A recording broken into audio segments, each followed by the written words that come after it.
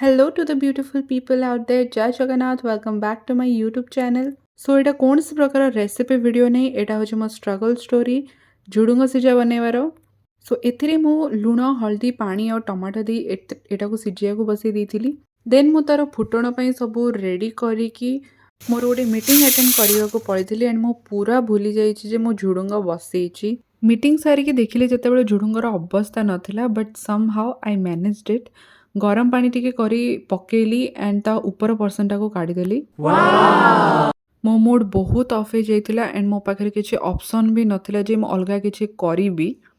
Show ସେଥିରେ ମୁଁ ଟିକେ ତେନ୍ତୁଳି ପାଣି ଆଣ୍ଡ ଟିକେ ଚିନି ପକେଇକି ସେଇଟାକୁ ମ୍ୟାନେଜ୍ କରିବାକୁ ଚେଷ୍ଟା କଲି। ଟେଷ୍ଟ ସେମିତି ନଥିଲା ଯେମିତି ମୁଁ ଆଶା କରିଥିଲି, ବଟ୍ ଖାଇବା ଲାୟକ ଥିଲା। ଘରେ ଥିଲେ ଆମେ ଖାଇବାରେ ବହୁତ ନଖରାମିକ କରୁ, ବଟ୍ ହଷ୍ଟେଲ ଆସିଲା ପରେ ସେ ଘର ଖାଇବାର ଭ୍ୟାଲ୍ୟୁ ଜଣାପଡ଼େ। ଯଦି ଆପଣଙ୍କୁ ମୋ ଭିଡ଼ିଓ ପସନ୍ଦ ଆସୁଛି ଦେନ୍ ଲାଇକ୍, ସେୟାର, ସବସ୍କ୍ରାଇବ୍ କରନ୍ତୁ। ମିଶିବା ନେକ୍ସଟ ବ୍ଲଗ୍ରେ। ବାଏ।